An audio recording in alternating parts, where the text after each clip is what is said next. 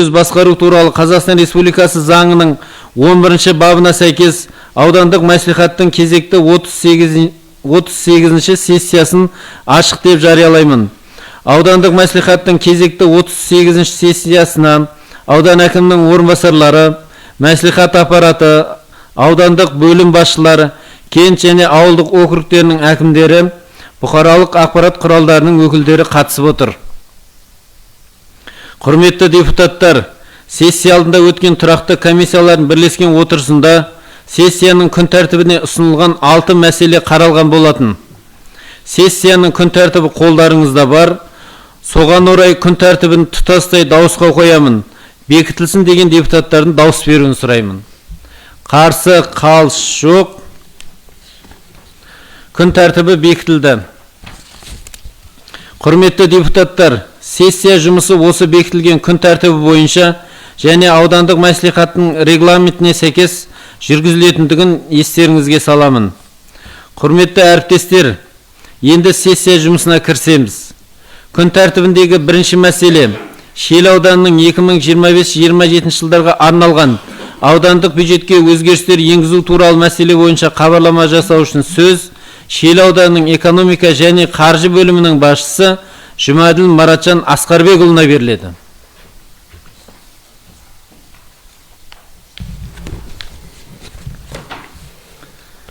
Саламатсыздар ма, құрметті мәслихат төрағасы, құрметті депутаттар, құрметті мәжіліске қатысушылар. Қазақстан Республикасының бюджет кодексінің 96 бабына сәйкес ауданның бюджетіне өзгерістер енгізілуде. Бюджет бағдарлама әкімшілерінің аудандық бюджеттен қаралған, үнемделген қаржыларды шегерілуде. Атап айтқанда, жұмыспен қамту және әлеуметтік бағдарламалар бөліміне мемлекеттік атаулы әлеуметтік көмектен 182 мың теңге, үйден оқытылатын мүгедектегі балаларды төленетін әлеуметтік төлемнен 225.500 теңге, жергілікті өкілді органдардың шешімімен әлеуметтік көмектен 173.500 теңге, үкіметтік емес ұйымдарды мемлекеттік әлеуметтік тапсырыстан орналасудан 1.151 мың теңге, күндізгі стационарлық режимде арнаулы әлеуметтік қызмет көрсетуден 151 мың теңге, барлығы 1.883 мың теңге шегерілуде. Мәдениет және тілдер дамыту бөлімінен аппарат шығындарына үнемделген 2.100 мың теңге, құрылыс, сәулет және қала құрылысы бөлімі мемлекет Шиелі кентінің Шұғыла шағын ауданында инженерлік инфрақұрылымның құрылысы газбен жабдықтау жобасынан 16 миллион теңге, Шиелі кенті Рысқұлов көшесіндегі нөмірі 19 мекенжайдағы автотұрақ құрылысы жұмысынан 5.771 мың теңге, барлығы 21.771 мың теңге құрылыс бөлімінен шегерілуде. Бюджет бағдарлама әкімшілерінен барлығы 25.754 мың теңге шегеріліп, қайта бағытталуда. Атап айтқанда, мәслихат аппаратына аппарат шығындарына 100 мың теңге, аудан әкімі аппарат шығындарына 3.774 мың теңге, мәдениет және тілдер дамыту бөліміне ведомстволық бағынысты мемлекеттік мекемелер мен ұйымдардың күрделі шығыстарына 1.100 мың теңге. Құрылыс, сәулет және қала құрылыс бөліміне Шиелі кентіндегі шығыс аймақтар инфрақұрылымының құрылысына бірінші кезеңге 10 миллион теңге. Дене тәрбиесі, спорт және туризм бөліміне іс-сапар шығындарына 7.100 мың теңге. Жұмыспен қамту және әлеуметтік бағдарламалар бөліміне жеке көмекшілердің қызметіне 3.680 мың теңге. Барлығы 25.754 мың теңге бағытталуда. Баяндама аяқталды. Назар қойып тыңдағандарыңызға рахмет. Хабарламашыға сұрақтарыңыз бар ма?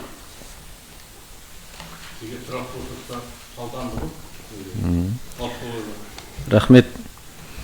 Құрметті депутаттар, шешім осы жоба негізінде қабылдансын деген депутаттардың дауыс беруін сұраймын. Қарсы, қалыс жоқ, шешім қабылданды. Күн тәртібіндегі екінші мәселе бойынша 2026 жылға арналған әлеуметтік қолдау шараларын ұсыну туралы мәселе бойынша хабарлама жасау үшін сөз Маратжан Асқарбекұлына беріледі. Шиелі ауданының мәслихаттың шешімінің жобасы заңға сәйкес 2026 жылға Шиелі ауданының ауылдық елді мекендерге жұмыс істеуге және тұруға келген денсаулық сақтау, білім беру, әлеуметтік қамсыздандыру, мәдениет, спорт және агроөнеркәсіп кешені саласындағы мамандарға ауылдар, kenттер, ауылдық округ әкімдері аппаратының мемлекеттік қызметшілеріне әлеуметтік қолдау шараларын ұсыну мөлшері және қағидаларын бекіту туралы Қазақстан Республикасының ұлттық экономика министрінің 2014 жылы 6 қарашадағы нөмір 72 бұйрығына сәйкес, яғни осы қағиданың бірінші тармағына сәйкес жергілікті өкілді органның мәслихаттың шешімі бойынша бюджет қаражат есебінен көтерме жәрдемақы беру және тұрғын үй сатып алуға бюджеттік кредиттер беру тәртібін айқындайды делінген. Тұрғын үй сатып алу немесе салу үшін әлеуметтік қолдау ауданның әкімшілік орталықтарында болып табылатын ауылдық елді мекендерге айлық есептік көрсеткіш 2500 еселенген мөлшерде аспайтын сомада бюджеттік кредиттер ұсыну және ауылдық елді мекендерге айлық есептік көрсеткіш 2000 еселенген мөлшерде аспайтын сомада келген мамандар үшін бюджеттік кредиттерді ұсыну туралы шешімін осы қағиданың 6 тармағына сәйкес ауданның жергілікті өкілді органның мәслихаттың жыл сайын көрсетілетін қызметтің алушыларға көтерме жәрдемақы және тұрғын үй сатып алуға немесе салуға бюджеттік кредиттер түрінде әлеуметтік қолдау шараларын ұсыну туралы шешімін бекітіп берулеріңізді сұраймын.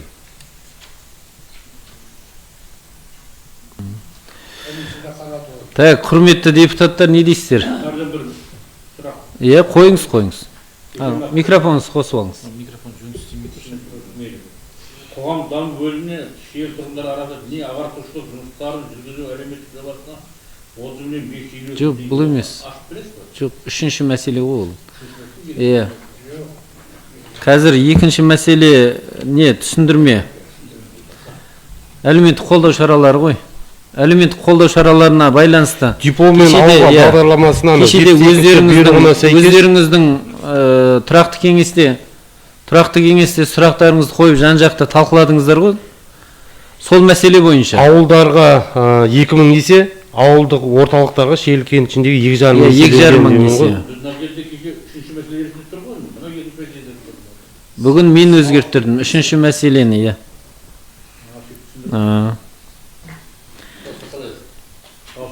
Енді құрметті депутаттар, кешеде жан-жақта талқыладыңыздар ғой бұл мәселені. Сұрақтарыңызды қойдыңыздар, түсіндірме жасалды. Сондықтан шешім осы жоба негізінде қабылдансын деген депутаттардың дауыс беруін сұраймын. Қарсы, қалыс жоқ, шешім қабылданды. Енді үшінші мәселе 26-28 жылдарға арналған аудандық бюджетті бекіту туралы мәселе бойынша хабарлама жасау үшін сөз Маратжан Асқарбекұлына беріледі. Енді бюджет бұл. 3 жылдық бюджет қой. Бұны жан-жақты оқысын, сосын сұрақтарыңыз болса айтасыздар. Қазақстан Республикасының бюджет кодексінің 91 бабына сәйкес Шел ауданының 2026-2028 жылдарға арналған бюджет ұсынылды. 2026 жылға кірістердің болжамы бюджет кредиттері қоса есептегенде 9 миллиард 939 миллион 465 мың теңге көлемінде анықталды. Оның ішінде жоғары тұрған бюджетке бөлінген трансферттер 1 миллиард 849 миллион 194 мың теңге. Субвенция 914 миллион 762 мың теңге. Аудандық бюджеттің өз кірісі 6 миллиард 732 миллион 249 мың теңге. Кредиттер 442 миллион 500 мың теңге. Шығындарға тоқталып өтсем, аудан мәслихатының қызметін қамтамасыз етуге 67 миллион 895 мың теңге, аудан әкімі аппарат қызметін қамтамасыз етуге 284 миллион 536 мың теңге, жалпыға бірдей әскери қызметті атқару шеңберіндегі іс-шараларға 4 миллион 104 мың теңге, төтенше жағдайлардың алдын алуға 423 мың теңге, елді мекендерді өрттер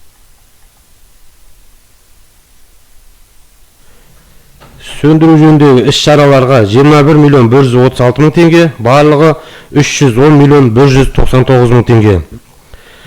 Экономика және қаржы бөліміне аппарат қызметінің қамтамасыз етуге 140 миллион 838 мың теңге, коммуналдық меншіктерді басқаруға 916 миллион теңге, мамандарға әлеуметтік қолдау көрсету жөніндегі шараларға іске асыру 433 миллион 133 мың теңге, субвенциялар 1 миллиард 763 миллион 82 мың теңге, жергілікті атқарушы органның резерві 149 миллион 748 мың теңге, барлығы 2 миллиард 487 миллион 117 мың теңге.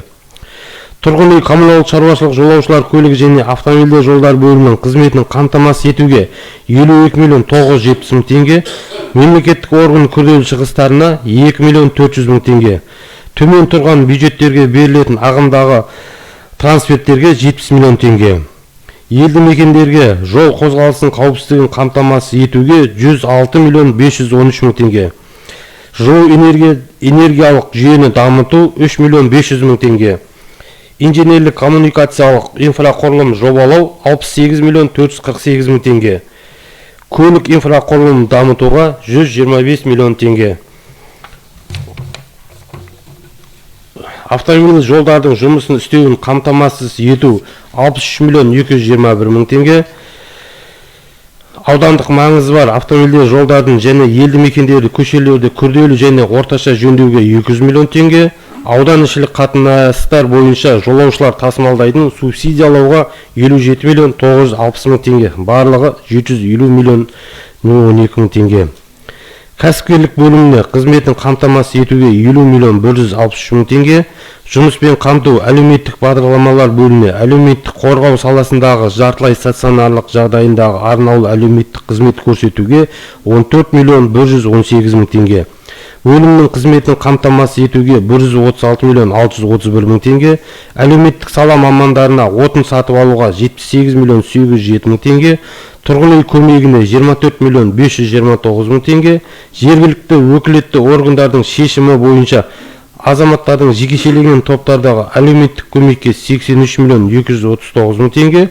Үйден тәрбиеленіп оқытылатын мүгедек балалардың материалдық көмекпен қамтамасыз етуге 20 миллион 657 мың теңге. Мұқтаж азаматтарға үйде әлеуметтік көмек көрсетуге 299 миллион 965 мың теңге. Мүгедектерді оңалту жеке бағдарламасына 139 миллион 436 мың теңге. Отбасын қолдау орталығына халықты әлеуметтік қорғау жөнінде іс-шараларды іске асыруға 51 миллион 734 мың теңге. Жәрдемақыларды және басқа да әлеуметтік төлемдердің қаржылық қызметіне 2 миллион 977 мың теңге. Күш көрсету немесе күш көрсету қаупі салдарынан қиын жағдайларда тап болған тәуекелдіктер тобындағы адамдарға 2 миллион 290 мың теңге. Мүгедектігі бар адамдардың құқықтарын қамтамасыз ету және өмір сапасын жақсартуға 97 миллион 156 мың теңге. Үкіметтік емес ұйымдарда мемлекеттік әлеуметтік тапсырыстарды орналастыру 12 миллион 239 мың теңге. Барлығы 960 миллион 778 мың теңге бағытталуда. Құрылыс сәулет және қала құрылыс бөліміне қызметін қамтамасыз етуге 76 миллион 794 мың теңге. Спорт объектілерін дамытуға 50 миллион теңге. Мемлекеттік органның күрделі шығыстарына 50 миллион теңге. Барлығы 176 миллион 794 мың теңге. Мәдениет және тілдер дамыту бөліміне қызметін қамтамасыз етуге 45 миллион 449 мың теңге. Мәдениет демалыс жұмысының қолдауға 343 миллион 867 мың теңге. Кітапханалардың қызметін қамтамасыз етуге 326 миллион 426 мың теңге. Кітаптарды сатып алуға 1 миллион 509 мың теңге. Барлығы 717 миллион 251 мың теңге. Дене тәрбиесі, спорт және туризм бөлімінің қызметін қамтамасыз етуге 47 миллион 784 мың теңге. Ұлттық және бұқаралық спортты дамытуға 283 миллион 78 мың теңге. Аудандық деңгейдегі спорт жарыстарын өткізуге 3 миллион 500 мың теңге. Әртүрлі спорт түрлері бойынша облыстық спорт жарыстарын қатысуға 10 миллион теңге. Мемлекеттік органдағы күрделі шығыстарына 170 миллион 940 мың теңге. Барлығы 515 миллион 302 миллион теңге бағытталуда. Қоғамдық даму бөлімінің қызметін қамтамасыз етуге 90 миллион 694 мың теңге. Мемлекеттік ақпараттық саясатын жүргізу жөнінде қызметтерге 47 миллион 470 мың теңге. Жастар саясатын жүргізуге 32 миллион 885 мың теңге. Барлығы 171 миллион 279 мың теңге. Ауыл шаруашылық және жер қатынастар бөлімі қызметіне 90 миллион 930 мың теңге. Республикалық бюджет есебінен 310 миллион 751 мың теңге қаржы қаралуда. Атап айтқанда, мемлекеттік бюджет қаражат есебінен ұсталатын азаматтық қызметшілердің жекешелеген санаттағы ұйымдардың жұмыскерлердің Қазыналық кәсіпорындардың жұмыскерлердің жалақысын арттыруға 9 миллион 150 мың теңге бұл бюджеттік бағдарлама әкімшілеріне бағытталды. Жұмыспен қамту және әлеуметтік бағдарламалар бөліміне мүгедектігі бар адамдарды міндетті гигиеналық құралдармен қамтамасыз етуге 148 миллион 239 мың теңге. Спина бифида диагнозымен ауыратын балаларға бір реттік пайдалану үшін 3 миллион 362 мың теңге бағытталуда. Құрылыс, сәулет және қала құрылыс бөліміне газ тасымалдау жүйесін дамытуға, Жансет елді мекенінің орамшілік газ тарату желілерін салуға 60 миллион теңге, 21-ші Бекет елді мекенінің орамшілік газ тарату желілеріне салуға 90 миллион теңге. Барлығы 310 миллион 751 мың теңге республикалық бюджеттен бөлініп тұр. Облыстық бюджет есебінен жалпы 1 миллиард 539 миллион 43 мың теңге қаржы бөлінді. Атап айтқанда, мәдениет және тілдерді дамыту бөліміне жаңадан іске қосылған мәдениет нысандардың ұстап тұру шығындарына 43 миллион 334 мың теңге. Мемлекеттік қызметшілердің жалақыларын арттыруға 196 миллион 276 мың теңге. Тұрғын үй коммуналдық шаруашылық жолаушылар көлігі және автомобиль жолдар бөліміне аудандық маңызы бар Самара Чимгент 8 километр автомобиль жолын қайта жаңғыртуға 178 миллион 518 мың теңге бөлінді. Қоғамдық даму бөліміне шиелі тұрғындар арасында діни ағартушылық жұмыстарын жүргізуге әлеуметтік жобасына 30 миллион 552 мың теңге. Жұмыспен қамту және әлеуметтік бағдарламалар бөлімі атаулы әлеуметтік көмекті төлеуге 376 миллион 7 мың теңге. Өңірге қажет мамандықтар бойынша әлеуметтік тұрғыдан халықтық осал тобы қатарынан білім алушы студенттерге әлеуметтік көмек көрсетуге 30 миллион 164 мың теңге. Санитарлық курорттық емделу қызметіне алатын мүгедектігі бар адамдарға ілесіп жүргізушілердің шығындарының өтеуге әлеуметтік көмекке 2 миллион 489 мың теңге. Мүгедектігі бар адамдардың құқықтарын қамтамасыз етуге және өмір сүру сапасын жақсартуға 39 миллион 62 мың теңге. Тұрғын үй коммуналдық шаруашылық жолаушылар көлігі және автомобиль жолдар бөліміне Шиелі ауданы Бидайкөл ауылындағы сыртқы электрмен қамту желілерінің құрылысына 18 миллион 645 мың теңге. Шиелі ауданы Жиделарық ауылында сыртқы электрмен қамту желілерінің құрылысына 34 миллион 426 мың теңге. Шиелі ауданы Тәжібаев ауылындағы сыртқы электрмен қамту желілерінің құрылысына 45 миллион теңге. Шиелі кентіндегі Есенов, Исмаил көшелерінің автомобиль жолдарының күрделі жөндеуге 201 миллион 545 мың теңге. Еңбекші ауылдық округіндегі автомобиль жолдарына күрделі жөндеуге Құнанбайұлы көшесіне 255 мың 177 мың теңге, Төренязов көшесіне күрделі жөндеу жұмыстарына 87 миллион 848 мың теңге бөлінуде. Кредиттер бойынша мамандарды әлеуметтік қолдау шараларын іске асыру үшін жергілікті атқарушы органдарға берілетін бюджеттік кредиттер 164 миллион 350 мың теңге, облыстық бюджетке кредиттерді өтеу суммасы 1 миллиард 624 миллион 1 мың теңге. Баяндама аяқталды. Назар қойып тыңдағандарыңызға рахмет. Хабарламашыға сұрақтарыңыз бар ма? Сұрақ бар. Төмен тұрған бюджеттерге берілетін ағымдағы трансферттер 70 миллион дейді да. Мына жерде көрсетпесін, мына түсіндірмеде да. Мына жерде 20-25 жылдар аралаған аудандық бюджеттен кенттерге жаңа береді субсидия да, мысалы, әлі біз өткенде айтып, әлі ауылдық округтарға адам санына қарап жолап берілсе. Мысалыларда Кердел ауылдық округі 72 миллион, Тұран дәл сондай халық саны бар 96 миллион. Ағмаямен 60 миллион болса, мысалы Қоғалы одан 2-3 есе кішкентай, оған 72 миллион. Қоғалыға 60 миллион. Осында адам санымен енді ыңғайлап бөлсеңіздер де. Екінші сұрақ, сосын мынаны қоғам даму бөліміне шиелі тұрғындар арасында діни ағартушылық жұмыстары жүргізу әлеуметтік жобасы 30 миллион 552 мың теңге, соны ашып беріңіз.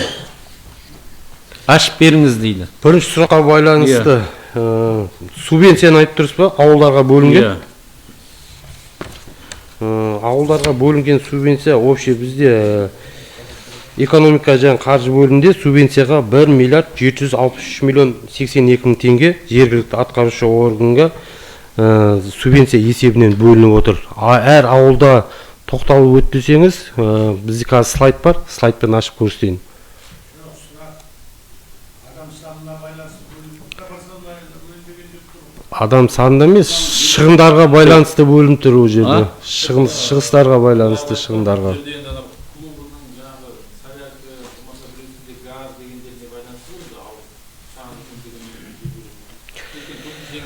Ол жерде таза айлығы, клубтың айлығы отыр, коммунальный услуг, тосын ненікі. Жоқ, дұрыс қой, бұл пока бұл енді ұстап тұру шығындары ғой олардың. Иә. Негізі. Бірақ сол жерде енді айлығы болғанда штаттық кесте мәселесі, мысалы, Кердел мен Тұраның екеуінің біз айтып жүрміз, біреуінде мысалы 4 қызметкер болса, менікі біреуінде 2 қызметкер деген сияқты. Сондай адам санына қарап бөлу керек қой штатты. Біз оны өткенде 1-2 жыл болды айтып жүргенімізде сол ешқандай өзгеріс жоқ, қайтып келе береді, айналып келе береді. Былтырда қосылған осы. Адам санына байланысты. Адам санына қарай штат бөлу керек қой енді. Адам санына былтырда қосылған. Енді 4 деңгейге жауап берер енді. Бұл жерде бұл мәселені талдап, ертең 4-ші деңгейде әр ауылды қараймыз ғой, сол кезде бөлек-бөлек слайд қылып көрсетейік та. Бұл жерде енді айтып отыр ғой, тек аппарат шығындары ғана бұл жердегі. Бірақ соны да біз нақтылап көрсетіп берейік. Мысалға, жаңа айтып отқан Керделде жаңағы клубына мынанша, еңбек ақысына мынанша деген сияқты. Азамат біреуін ашып көрсетеші, 4-ші деңгейдің бір ауылды ашшы, Ағмаян ашшы.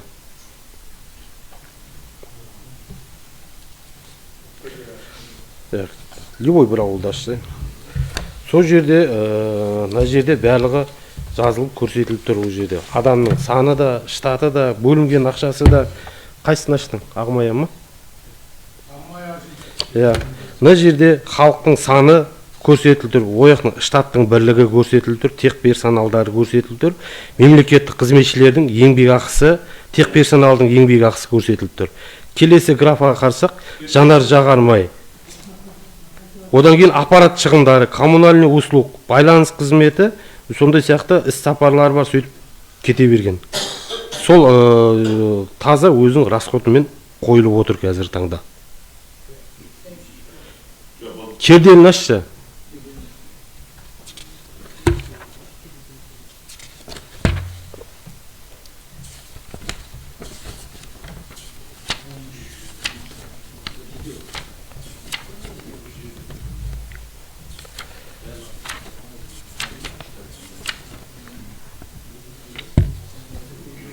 Керделін ашты ма?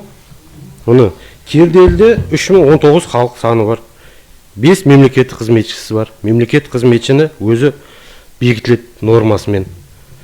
Тек персоналдардың 3-еу. Еңбек ақысы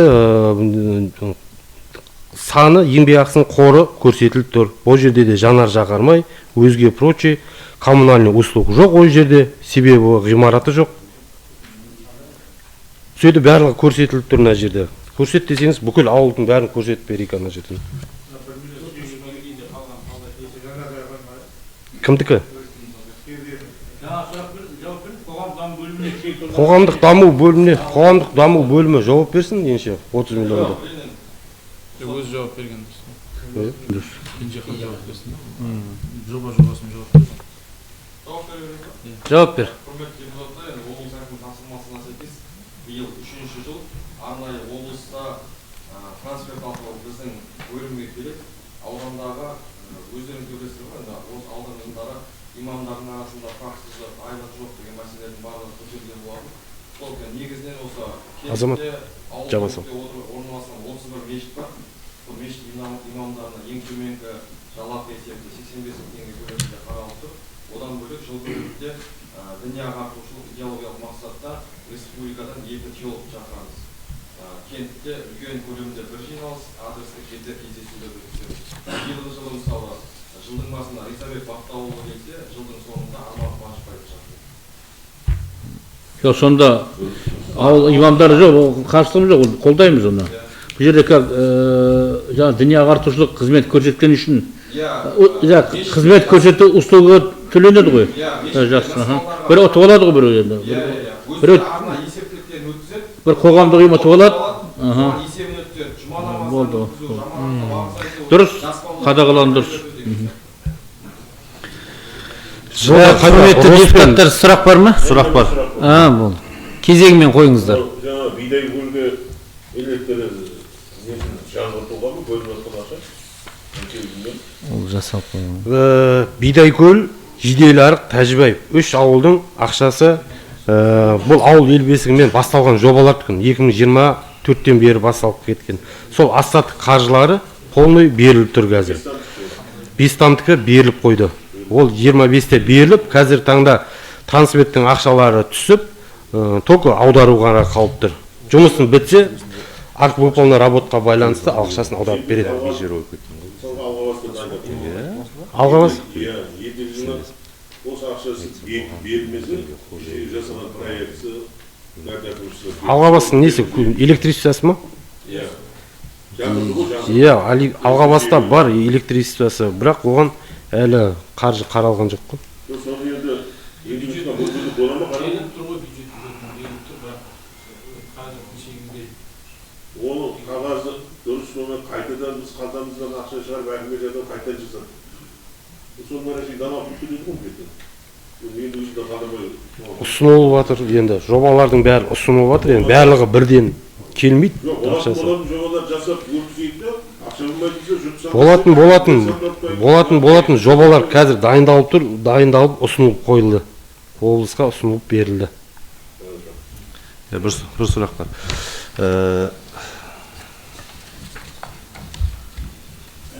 Так, Маратжан Асқарбекұлы, енді сіз 2026-2028 жылға арналған бюджетіңізді енді белгілі жағдай ғой мекеме басшыларының берген ұсыныс сұраныстарына сәйкес қорытындылап отырсыз. Енді осыған байланысты қоғамдық даму және осы даму Шиелі ауданында жұмыспен қамту және әлеуметтік бағдарламалар бөлімінде ұсынысым бар айтатын Ағыбай сізге. Мынау әлеуметтік көмек төлеуге 376 миллион теңге деп көрсетілді. Енді мен осы жөнінде өзімнің ұсынысымды жоғары жаққа да жеткізген, палата жаққа да. Әлеуметтік төменді көмек көрсету мәселесі өте көп біздің қазіргі мәселе. Оның бірден бір себепкері, мысалы қазір әкесіз өсу, яғни ерлі зайыптылардың ажырасуы, болмаса бір үйде тұрып, әкесінен алимент алып, соған байланысты әлеуметтік төмен осал топқа жатып, сөйтіп мемлекеттен ақша алу әрекеті болады. Осы жөнінде мен Астана қаласының ұсынысымды жеткізген уақытта жергілікті жердің комиссия құру арқылы олардың ата-анасының бірге тұрып атқандығын анықтау жөнінде ұсыныс берді. Соған сізден өтініш келешекте мынау 376 миллионды бірден сондайға жібермей, осы осал топтарды бірінші анықтасаңыздар. Олардың алимент алып атқан әкесі сол үйде бірге тұра ма, тұрмай ма? Яғни әкесі мен шешесі ажырасса да бірге тұра ма, тұрмай ма? Осы мәселе бізді қазір толғандырып келе жатыр. Соған сәйкес осал топтардың саны бізде көбейіп жатыр.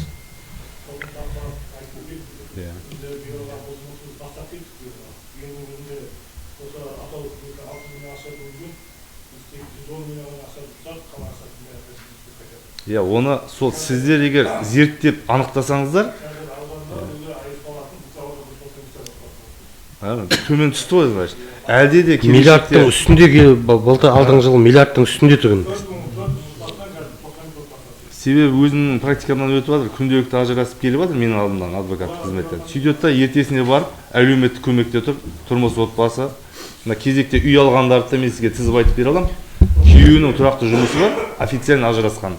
Ал одан бөлек, одан неге біз комиссия құрып, шынымен көмекке мұқтаж сондай азаматтарға бермейміз? Жоқ, ол осал топтарға жатып, сол арқылы сізден өтіп жатыр ғой.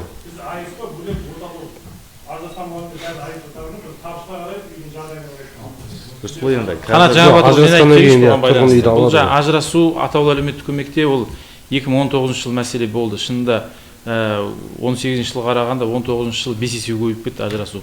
Ол жаңағы заңдағы қателікке байланысты. Енді кемшілігі ғой заңның. Сол жерде ажырасқандар сол кезде көбейді, бірақ кейіннен кейін ажырасқан отбасыларға, мысалға, егер ажырасқан күннің өзінде атаулы әлеуметтік көмекке өтініш беретін болса, міндетті түрде алиментке өтініш беру керек. Жаңа бала санына қарай, мысалға, 50%-на шейін айлығын ұстайды ғой, жаңа ажырасқан адамның. Сол кезде ол атаулы әлеуметтік көмегі ажырасуға ол неғым айтты, итермелемейді ол заң. Жоқ, дұрыс қой. Сол кезде ол алимент алып ажырасқан жағдайда ол осал топқа жатады. Автоматын түрде. Ол тұрғын үй кезегіне байланысты айтып жатырсыз. Ал тұрғын үйге де қазіргі уақытта мен тұрып жатқан жерлерде ерлі зайыптылар бірге қол ұстасып. Оның рас. Енді осыны да ескерді. Кеше президент осыны жолдауында да айтты ғой, естеріңізде бол. Соған байланысты осы жаңағы ажырасқанына байланысты жалғыз қалған отбасылар бар, олар кезектен алынып тасталады 26 жылдан бастап. Сосын тек ол жерде жаңағындай асыраушысынан айырылған дейді ол, қайтыс болған утеря кормица. Сол отбасылар ғана кезекте қалады. Енді қалғандар бір жердегі ұсынысым нақты осал топтарға осы ақшадан қаржы бөлінсе құба құп көңіліміз басылар еді. Бізде осыған байланысты Аманат партиясының жанынан облыстан комиссия құрылды 25 жылдың басында. 25 адам келіп осы Шиелі ауданы мен Жаңақорғанды тексерді. Сол кезде бірде-бір кемшілік шыққан жоқ. Бүткіл органнан тартылған жаңа мекемеде. Сол аралаған комиссия шынында небір біз білмейді екенбіз, қаншама отбасылар бар екен деп, осы біздегі тағайындалғанға көзін жеткізіп, былай дұрыс екен деп кетті, тағайындалған заңды екендігін көздерін жеткізіп.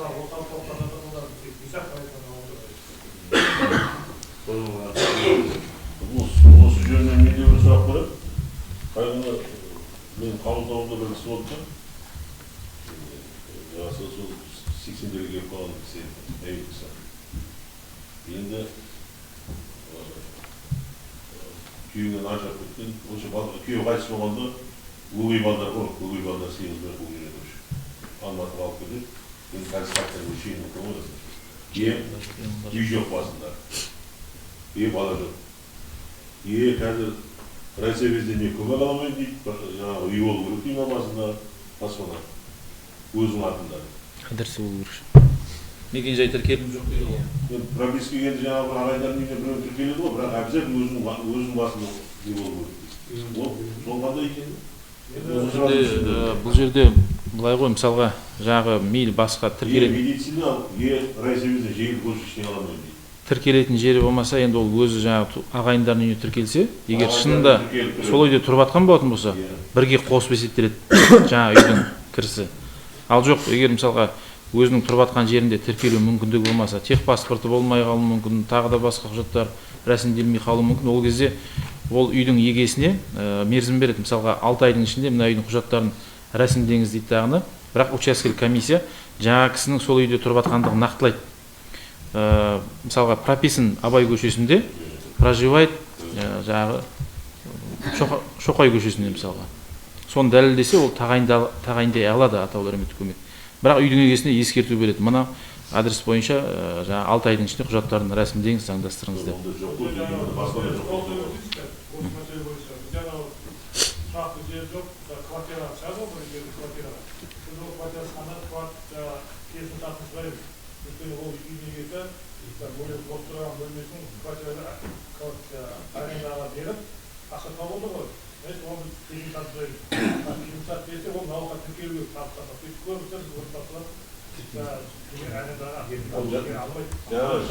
Жеңілдікті пайдалану үшін ол обязательно жаңағы квартираның егесін кесіп жатып отыр ғой, как квартира сезімді. Квартплатасында жарыс төленеді сол. Жарыс төленеді. Иә. Шартын көрсетсе. Менде бір сұрақ бар еді. Жұмысқа тұрып. Мына Бидайкөл ауылының сыртқы электр желілерін 18 миллион 645 мың теңге 2026-ға қойылып отыр ғой да? 26-ға.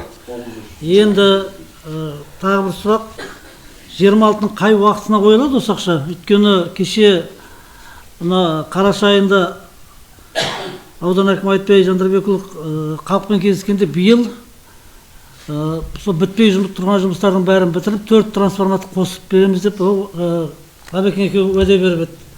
Халық күнде бізден сұрайды, біз жерге қараймыз, сонда енді айта қандай уәде береміз? Январлық, болмаса февральдық бюджетке қойыла ма осы сессияда?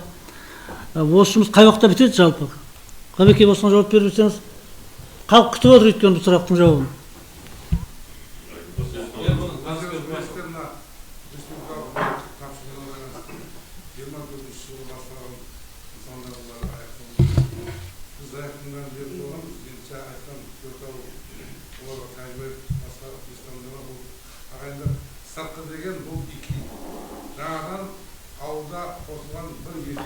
Ғабит Сейілбекұлы, бұл жиналыс қой, ағайындар емес қой. Отырысып отқан жоқпыз, құдайды отқан жоқпыз.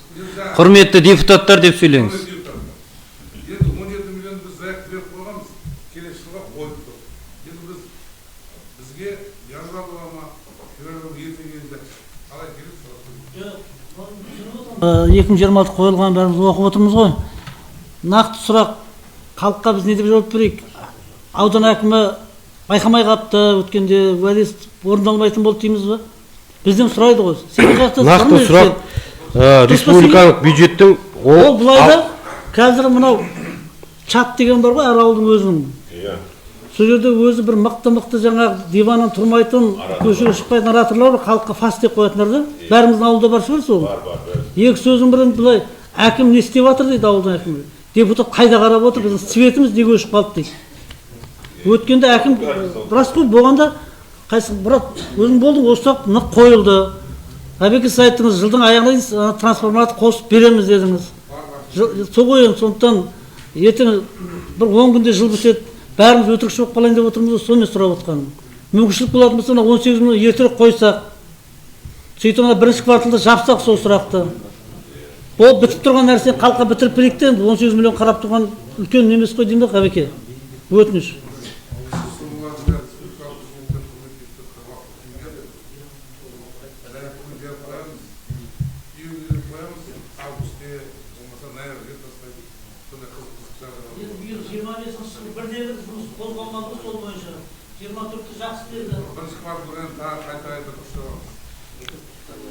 Жаңа айтып өттік қой, 2024 жылы бұл қаржылардың бәрі берілді де 25-те тоқтады.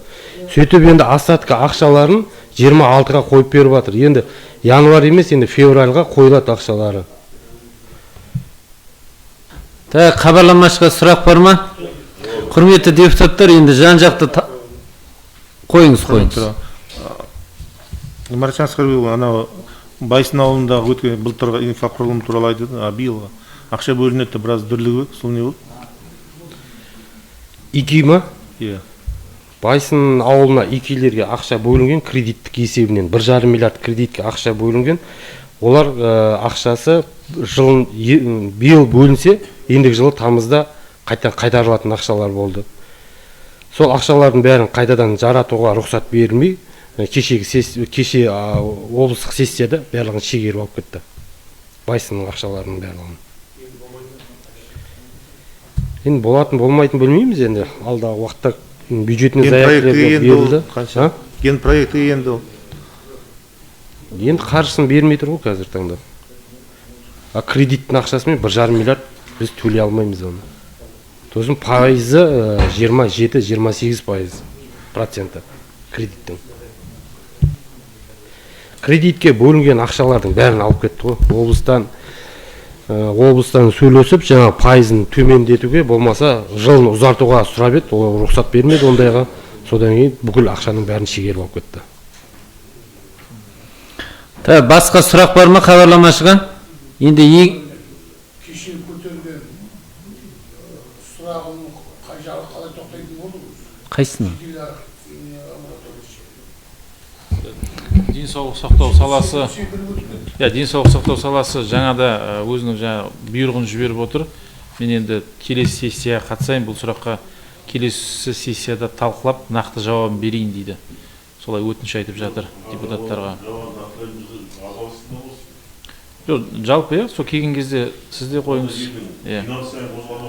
4-ші деңгейдің сессиясы болады ғой, бұл кезде. Енді құрметті депутаттар, ертең 24-ші желтоқсан күні 4-ші деңгейді өткіземіз ғой. Сол кезде ол кісі арнайы қатысып, сол кезде екеуіңізде сол кезде қоярсыздар сұрақтарыңызды. Енді 3-ші мәселеге бойынша егжей-тегжейлі кеше де талқылап жатырмыз, бүгін де талқылап жатырмыз. Бірақ дегенмен дұрыс, 3 жылдық бюджет болғаннан кейін жан-жақты талдану керек, талқылану керек. Сондықтан құрметті депутаттар, шешім жобасы сіздерге алдын ала таратылып берілген. Шешім осы жоба негізінде қабылдансын деген депутаттардың дауыс беруін сұраймын. Қарсы, қалыс. Асеке, қарсы, қалыс. Қарсы, қалыс жоқ, шешім қабылданды. Рахмет, Маратжан Асқарбекұлы. Рахмет.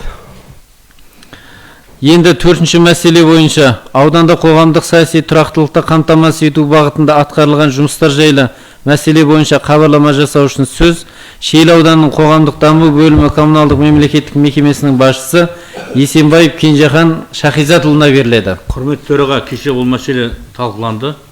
жігіттер мына депутаттар бағасын берді жақсы. Аудан әкімі қатысты кеше. Сонда дауысқа қойсақ. Так, құрметті депутаттар, бұл мәселеде сессия алдында өткен тұрақты комиссияларда қаралды. Дұрыс айтасыз. Қалмырза Айдарұлы, өзіңіздің кешеде сұрағыңызды қойып, жұмысына табыс тілеген болатынсыз. Сондықтан шешім жобасы сіздерге алдын ала таратылып берілген. Шешім осы жоба негізінде қабылдансын деген депутаттардың дауыс беруін сұраймын. Қарсы қалыс жоқ, шешім қабылданды. Жақсы. Рахмет. Құрметті депутаттар, енді 5-ші мәселе бойынша Шиелі аудандық мәслихат төрағасының есеп жайлы хабарлама жасау үшін рұқсат етіңіздер. Тыңдаңыз.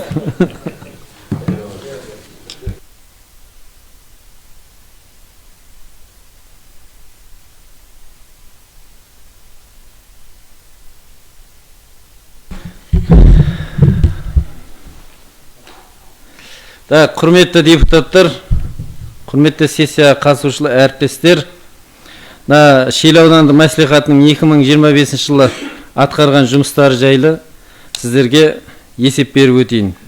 Аудандық мәслихат төрағасы және оның аппараты депутаттардың өкілеттіктерін жүзеге асыруда, сессиялардың отырыстарын өткізуде, Қазақстан Республикасының конституциялық заңдарына және аудандық мәслихаттың регламентіне сәйкес жұмыс атқарып отыр. 2001 жылғы 23 қаңтардағы нөмірі 148 Қазақстан Республикасындағы жергілікті мемлекеттік басқару және өзіне басқару туралы заңының 6 бабына сәйкес мәслихаттар өз құзыреті шегінде тиісті аумақта дамыту жоспарларын, экономикалық және әлеуметтік бағдарламаларын, жергілікті бюджетті және олардың атқарылуы туралы есептері мен аудан, кент, ауылдық округ әкімдері іске асыратын бюджеттік бағдарламаларды бекітіп келеді. 2024 жылғы 19 желтоқсандағы 8 шақырылған аудандық мәслихаттың кезекті 24 сессиясында аудандық мәслихаттың жұмыс жоспары бекітіліп, сол жұмыс жоспарына сәйкес 4 кезекті 9 кезектен тыс барлығы 13 сессия өткізіліп, Facebook онлайн платформасында тікелей эфирде көрсетілді. Есепті жылда 8 шақырылған аудандық мәслихаттың сессияларында 183 мәселе қаралып, тиісті шешімдер қабылданды. Қазақстан Республикасының нормативтік құқықтық актілер туралы заңы негізінде құқықтық нормаларды қарастыратын, жалпыға бірдей міндетті маңызы бар азаматтардың құқықтарына, бостандықтары мен міндеттеріне қатысты аудандық мәслихат сессияларында 4 нормативтік құқықтық актілері Әділет министрлігінде мемлекеттік тіркеуден өткізілді және 101 нормативтік құқықтық актілері республикалық құқықтық ақпарат орталығына енгізілді және аудандық мәслихаттың ресми сайтында жарияланды. Мәслихаттар құзыретіне заңмен жүргізілген мәселелердің бірі жергілікті бюджетті және оның атқарылуы туралы есептерді бекіту болып табылады. Жылдық бюджет тиісті аумақты басқарудағы және оның тіршілігін жүргізудегі негізгі құжат саналатындықтан, сондай-ақ жыл ішінде түрлі себептерге байланысты оны нақтылап отыру қажеттілігі туындайтындықтан, бюджетті нақтылау мерзімі кезекті сессия өткізу мерзіміне сәйкес келмеген жағдайда заңға сәйкес кезектен тыс сессиялар өткізілді. Аудандық бюджетке 5 рет өзгерістер енгізілді. Кірістер бойынша жыл басында аудандық бюджет несиелерді қоса есептегенде 12 миллиард 955 миллион 138 мың теңге көлемінде бекітілді. Оның ішінде аудандық бюджеттің өз кірісі 4 миллиард 442 миллион 110 мың теңге. 2026 жылдың 1 қаңтарына түсетілген бюджет несиелерді қоса есептегенде 15 миллиард 629 миллион 802,8 мың теңге көлемінде бекітілді. Аудандық бюджеттің кірісі бүгінгі күнге болжамдалған есептегенде 15 миллиард 629 миллион 802,8 мың теңгенің орнына 14 миллион 904 миллион 919 мың теңгеге, немесе 95-те 4%-ға. Оның ішінде аудандық бюджеттің өз кірісі болжамдалған 6 миллиард 598 миллион 560 мың теңгенің орнына 7 миллиард 194 миллион 195-те 6 мың теңге болып, 109%-ға орындалды. Шығыстар бойынша Аудан бюджетінің шығысы 2026 жылдың 1 қаңтарына жалпы 15 миллиард 629 миллион 802,8 мың теңгеге жоспарланды. Бүгінгі күнге 14 миллиард 276 миллион 252,2 мың теңге, немесе 91,3%-ға орындалды. Игерілмеген қаржы 1 миллиард 353 миллион 550,6 мың теңге. Бюджетке өзгерістер енгізуде аудандық мәслихат депутаттарының ұсыныстары ескерілуде. Қазақстан Республикасындағы жергілікті мемлекеттік басқару және өзін-өзі басқару туралы заңының 14 және 15 баптарына сәйкес аудандық мәслихаттың бірлескен тұрақты комиссиялары әр сессия алдында отырыстарын өткізіп, қаралған мәселелер бойынша атқарылып отырған жұмыстарға депутаттар өз бағаларын беріп келеді. Есепті кезеңде Шиелі аудандық мәслихат жанынан құрылған аудандық мәслихаттың уақытша жұмысшы комиссиялары ауданымыздағы ең өзекті деген мәселелерді тұрақты комиссияларда талқылап, ауданның тыныс тіршілігін өз көздерімен көріп, тұрғындармен кездесулер өткізіп, сессия материалдарын әзірлеп, төмендегі мәселелерді аудандық мәслихаттың сессияларына ұсынып, ең өзекті деген кезек күттірмейтін төмендегі мәселелер қаралды.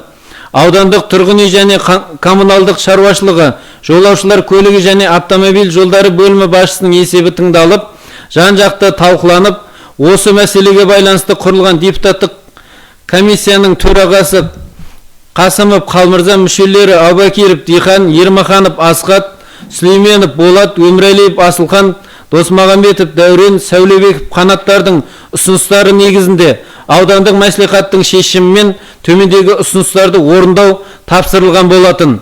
Самара Шымкент автомобиль жолының 8 шақырымын қайта құрылымдау жұмыстарын аяқтау, қоғамдық көлік бағыттарының тұрақты жұмысын қамтамасыз ету үшін субсидиялауды жалғастыру, Жансейіт және 21 бекет елді мекендеріне газдандыру жұмыстарына қаржы бөлуге жұмыс жасау, газ құбырларын сенімгерлік басқаруға беру, заңды және жеке тұлғаларды газ пайдалануға қосу жұмыстарын жалғастыру. Сонымен қатар Сұлутөбе, Жаназар Батыр, 1 мамыр, Тұрсынбай Датқа, Майлтоғай, Тартоғай, Бәйгеғым, Балаби және Жөлек елді мекендеріне газ жүргізуге жұмыс жасау. Тақыркөл бас су алғышынан нөмірі 3 сорғы станциясына дейін магистралды су өткізгішінің 2 желісін салу жұмыстарын аяқтауға қажетті қаржыны бөлуді қамтамасыз ету. Тұрғын үй кезегінде тұрған азаматтарды тұрғын үймен қамтамасыз ету жұмыстарын жалғастыру, көп қабатты үйлердің қасбеттерін жөндеу жұмыстарын жалғастыру, халықтың әлеуметтік осал топтарын тұрғын үймен қамтамасыз ету. Биылғы жылдың жылу беру жұмыстарының қалыпты жағдайда өтуін қамтамасыз ету, Шиелі кентінің Әбдікәрім көшесіндегі көп қабатты үйлердің жылу желілерін сенімді басқаруға беруге жұмыс жасау, тұрақты жылумен қамтамасыз ету мақсатында тиісті талаптарды орындау. Шиелі кентіндегі газге қосылған көп қабатты үйлердің тұрғындарына қауіпсіздік талаптарын сақтауға байланысты бақылау жасау, түсіндірме жұмыстарын жүргізу. Әлеуметтік нысандарды газге ауыстыру жұмыстарын жеделдету. Аудандық мәслихат төрағасы Тұрабаев, облыстық мәслихат депутаты Жүмбеков және әлеуметтік мәселелер жөніндегі тұрақты комиссияның төрағасы Сыздық Болат Мүбәрәкұлы Телкөл ауылдық округінде болып, ауылішілік көшелердің орташа жөндеу жұмыстарымен танысты. Телкөл ауылдық округіне облыстық бюджеттен 99 миллион 812 мың теңге, аудандық бюджеттен 225 миллион 188 мың теңге қаралып, елді мекеннің 5 көшесіне орташа жөндеу жұмыстары жүргізілді. Аудандық мәслихаттың 2023 жылғы 22 тамыздағы жасөспірімдердің құқық бұзуы, ұстаздардың білім беру сапасы, ұлттық бірыңғай тесттің қорытындысы, оқушылардың жазғы демалысын ұйымдастырудағы материалдық базаның жағдайы жөнінде аудандық білім бөлімінің есебі жайлы нөмірі 5/4 шешімінің орындалу туралы мәселе бойынша құрылған депутаттық комиссия төрағасы Сыздық Болат, мүшелері Жүсіпов Қанат, Шәукебаев Қазбек, Салқынбаев Мұхаммеджан, Бердібаев Асқар, Шәлекеева Нұргүл, Мұстафа ұлы Әбдіәзиз аудандағы барлық мектептерді аралап, өз көздерімен көріп төмендегі ұсыныстарды енгізді. Ауданның барлық білім беру мекемелерінде құқық бұзушылықтың буллингтің, есірткінің, лудоманияның, бейіп темекінің және интернетке тәуелділіктің алдын алу бойынша профилактикалық жұмыстарды күшейту. Түнгі рейдтерді үкіметтік емес ұйымдармен және ата-аналар комитетімен бірлесе отырып жүргізу. Ата-аналардың жауапкершілігін арттыру.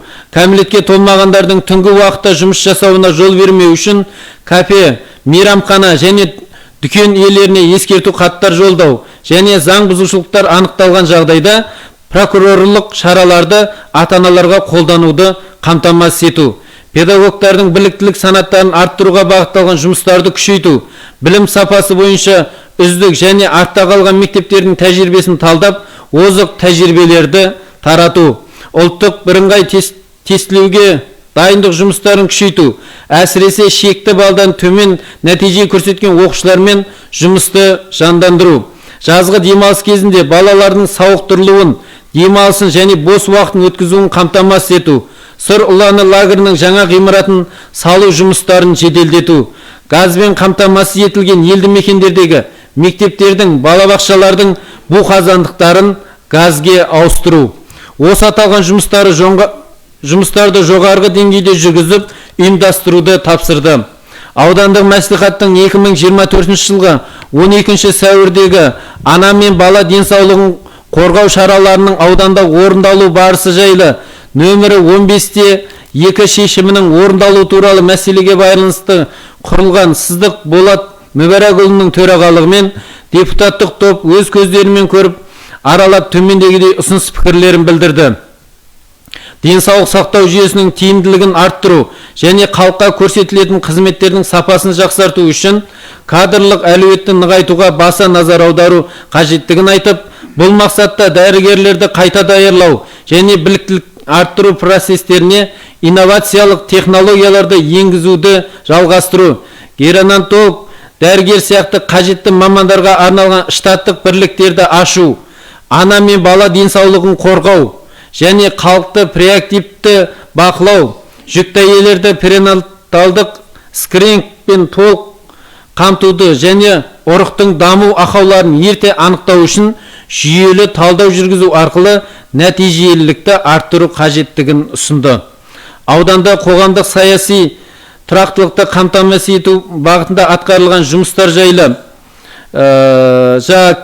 Кенжехан Шахизатұлы кеше тұрақты кеңесте жан-жақты талдау берілген. Депутаттар өздерінің ұсыныс пікірлерін жалпы қоғамдық даму бөлімінің жұмысының жолға қойылғандығын айтып өткен болатын. Сондықтан аудандық мәслихатқа комиссия мүшелері шешім жобасын дайындап өз ұсыныстарын енгізді. Қоғамдық кеңестер туралы Қазақстан Республикасының 2015 жылғы 2 қарашадағы заңын басшылыққа ала отырып, аудандық мәслихат төрағасының өкімімен құрылған жұмысшы тобы Шиелі ауданының қоғамдық кеңесіне ұсынылған үміткерлердің құжаттарын бір ай саралап, әңгімелесу сатысынан өткізіп, аудандық мәслихатқа ұсынды. Аудандық мәслихаттың нөмірі 26-5 шешімімен 2025 жылғы 28 ақпанда Шиелі ауданының қоғамдық кеңесінің құрамы және Шиелі аудандық қоғамдық кеңесінің резерві қалыптастырылды. Шиелі ауданы бойынша 2025-29 жылдарға арналған жайылымдарды басқару және оларды пайдалану жөніндегі жоспарды бекіту туралы, Шиелі ауданында тұрғын үй көмегін көрсету мөлшері мен тәртібін бекіту туралы, Шиелі ауданының әлеуметтік көмек көрсетудің, оның мөлшерін белгілеудің және мұқтаж азаматтардың жекелеген санаттарының тізбесін айқындаудың қағидаларын бекіту туралы Шиелі аудандық мәслихатының 2023 жылғы 14 қарашадағы нөмірі 7-5 шешіміне өзгерістер мен толықтыру енгізу туралы, Шиелі ауданы оңайлатылған декларация негізінде арнаулы салық режимін қолдану кезінде салық мөлшерлемесінің мөлшерін төмендету туралы шешімдері қабылданды. Қазақстан Республикасындағы сайлау туралы Қазақстан Республикасы Конституция заңының 10 бабына сәйкес ауданымыздағы округтік және учаскелік сайлау комиссиялары мүшелерінің шығып қалғандарының орнына уақытылы аудандық мәслихаттың ресми сайтына конкурстар жарияланып, саяси партиялардан, қоғамдық бірлестіктерден ұсыныстар қабылданып, келген құжаттар сараланып, аудандық мәслихаттың сессияларында сайлау комиссияларының құрамы толықтырылып бекітілді. Ауылдық елді мекендерде тұратын және жұмыс істейтін мемлекеттік денсаулық сақтау, әлеуметтік қамсыздандыру, білім беру, мәдениет, спорт және ветеринария ұйымдарының мамандарына бюджет қаражаты есебінен коммуналдық көрсетілетін қызметтерге ақы төлеу және отын сатып алу бойынша әлеуметтік қолдау көрсету тәртібін және мөлшерін бекіту туралы Шиелі аудандық мәслихатының 2019 жылғы 27 қыркүйектегі нөмірі 43-3 шешіміне өзгеріс енгізу туралы шешімі қабылданды. Шиелі аудандағы бірнеше комиссияға сессия шешімімен өзгерістер енгізіліп, құрамдары бекітілді. Шиелі кентіндегі және бірнеше ауылдық округтердегі көшелерге атау беру туралы бірлескен шешімдер бекітілді. Қазақстан Республикасы президентінің 2006 жылғы 18 қаңтардағы нөмірі 19 әкімдердің мәслихаттар алдында есеп беруін өткізу туралы жарлығына сәйкес, аудан әкімінің 2025 жылдың 7 айындағы ауданның әлеуметтік экономикалық дамуының қорытындылары жайлы есебі тыңдалып, нәтижесінде ауданның әлеуметтік экономикалық көрсеткіштеріне инфрақұрылымды дамыту, инвестиция тарту, кіші және орта кәсіпкерлікті дамыту, жаңа жұмыс орындарын ашу, көркейту, көгалдандыру бағытындағы жұмыстарына оң бағасы берілді. Аудандық мәслихат депутаттарының қоғамдық қабылдаулар кестесі бекітіліп, аудандық жергілікті баспа беттерінде және аудандық мәслихаттың ресми сайтында жарияланды. Аталған кестеге сәйкес әрбір депутат аудандық мәслихатта және өз сайлау округтері бойынша 90-на бір рет қоғамдық қабылдау өткізіп келеді. Қоғамдық қабылдаулар барысында азаматтардың әлеуметтік тұрмыстық мәселелері тыңдалып, көтерілген ұсыныс пікірлер мен өтініштер заңнама талаптарына сәйкес қарастырылып, оларды шешу жолдары белгіленуде. Жалпы депутаттардың қоғамдық қабылдаулары халықпен кері байланысты нығайтуға, тұрғындарды толғандырған мәселелерді дер кезінде анықтап, оларды шешу бойынша нақты шаралар қабылдауға бағытталған. Аудандық мәслихат депутаттары өтініш иелерінің мәселелеріне заңдылық аясында жауаптар беріп, тиісті орындарға ұсыныстар берді. Жыл басынан бері аудандық мәслихат депутаттары құзырлы органдарға 16 депутаттық сауалдар жолдап, онда ауданымыздағы кезек күттірмейтін мәселелер көтеріліп, оны шешу бағытында бірқатар жұмыстар атқарылды. Аудандық мәслихат депутаты Бердібаев Асқар өз қаражатымен спорт кешенін тұрғызса, Әубакиров Дихан мен Сәулебеков Қанат өз округтерінде аяқсу мәселесін шешіп келеді. Ауыл партиясынан Шиелі аудандық мәслихатқа сайланған депутат, кәсіби адвокат Қанат Жаңабатырұлы Жүсіпов өзінің заңгерлік білімі мен белсенді қоғамдық еңбегінің нәтижесінде 2 жыл бұрын халыққа берген уәдесін орындап отыр. 30 жылдан аса, нақтырақ айтқанда 1994 жылдан бері қараусыз бос тұрған 9 қабатты 54 пәтерлі тұрғын үй сот шешімі арқылы Шиелі аудандық әкімдігінің коммуналдық меншігіне өтті. Ал бұл маңызды шешім көптеген құжаттардың сараптамалар мен заңды кедергілерді еңсеру нәтижесінде жүзеге асты. Қазақстан Республикасы парламенті сенатының ұйымдастыруымен Сенат Open 2025 шахматтан ашық кубогының Астана қаласында өткен ақтық финалына аудандық мәслихат депутаты Өмірәлиев Асылхан мен аудандық мәслихаттың бөлім басшысы Әпшәки Ауламбергенұлы қатысты. Әр округтер бойынша мектепке жол, баланы мектепке даярлайық акциялары бойынша аз қамтылған көп балалы отбасылардан шыққан оқушының мектепке дайындығына көмектесіп, оқу құралдарын және мектеп киімдерін алып беріп, демеушілік жасады. Жергілікті жерлерде мемлекеттік саясатты іске асыруға жауапты атқарушы органдар мен халық сайлайтын, оның еркін білдіретін өкілді органдардың түпкі мақсаты бір екенін атап өткен жөн. Ол ел мүддесіне адал қызмет етіп, тұрғындардың өмір сүру сапасын арттыру, әлеуметтік экономикалық дамуды қамтамасыз ету және азаматтардың өтініш тілектеріне уақытылы әрі тиімді жауап беру. Алдағы кезеңде де өзара сындарлы ынтымақтастық пен ашық диалог қағидаттарын басшылыққа ала отырып, халықтың сенімін ақтау жолында бірлесе жұмыс атқарамыз деп сенеміз. Ортақ мақсатқа жұмылған жағдайда ғана нақты нәтижелерге қол жеткізіп, өңірдің тұрақты дамуына берік негіз қалай аламыз деп сенім білдіремін. Рахмет. Енді құрметті сессия қатысушылар, бұл жалпы мәслихат аппараты мен біздің аудандық мәслихаттың 15 депутатының бір жылда атқарған жұмыстарының бір сыпырасын ғана бетіп сіздерге ұсынып отырмыз. Енді жалпы жұмыс ауқымы өте ауқымды екенін өздеріңіз де біліп байқап жүрсіздер. Сұрақтарыңыз? Бір ұсыныс бар, Мұрат Өскенбайұлы. Енді қазір халық пен биліктің арасындағы дәнекер болып жүрген депутаттар екені белгілі ғой. Енді осы 15 депутат алдағы уақытта жоспар құрып, осы әр ауылдық округке өзіміз барсақ, өзіміз сол ауылдың тұрғындарын жеке кабинетте қабылдамай, сол ауылда қабылдап, ауылдың тыныс-тіршілік мәселесін ауыл әкіммен бірге не кем-кетік бар, соны жоспарға салу жөнінде ұсыныс енгізгім келіп отыр. Өте дұрыс айтасыз.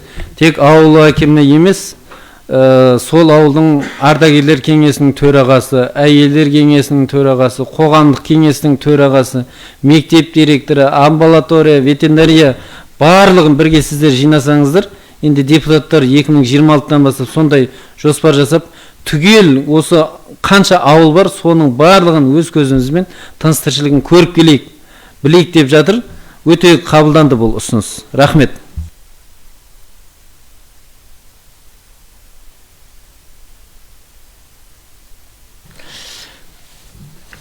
Так, құрметті депутаттар, шешім осы жоба негізінде қабылдансын деген депутаттардың дауыс беруін сұраймын. Қарсы, қалыс жоқ, шешім қабылданды. Құрметті депутаттар, 6-шы мәселе Шиел аудандық мәслихатының 2026 жылға арналған жұмыс жоспарын бекіту туралы мәселе бойынша тағы да хабарлама жасауға рұқсат етіңіздер. Әлде енді кеше өздеріңіз көрдіңіздер, ұсыныс пікірлеріңізді айттыңыздар, толықтырылып, барлығы жасалды, қазір алдарыңызда бар. Шешім осы жоба негізінде қабылдансын деген депутаттардың дауыс беруін сұраймын. Қарсы, қалыс жоқ, шешім қабылданды. Құрметті депутаттар, күн тәртібіне ұсынылған мәселелер қаралып болды. Осымен 8-ші шақырылған аудандық мәслихаттың кезекті 38-ші сессиясын жабық деп жариялаймын. Барша